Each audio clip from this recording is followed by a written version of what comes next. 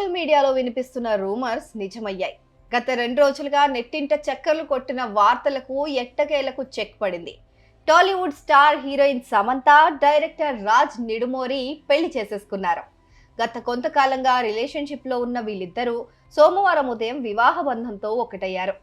కోయంబత్తూరులోని Sadhguru Jaggi Vasudev Isha foundation yoga సెంటర్లో సమంత, రాజ్ పెళ్లి చేసుకున్నారు. దీంతో ఈ నూతన జంటకు అభిమానులు, శ్రేయోభిలాషులు సోషల్ మీడియాలో శుభాకాంక్షలు చెప్తున్నారు.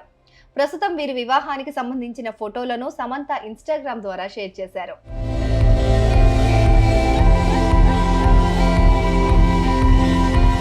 వీరి పెళ్లి వేడుక కోయంబత్తూరులోని ఈషా ఫౌండేషన్ లో లింగభైరవి ఆలయంలో సోమవారం తెల్లవారుజామున జరిగినట్లు తెలుస్తోంది. వీరిద్దరి పెళ్లి వేడుకకు దాదాపు 30 మంది అతిథులు హాజరయ్యారని సమాచారం. తన పెళ్లిలో శామ్ ఎరుపు రంగు చీర ధరించి అందంగా కనిపించింది.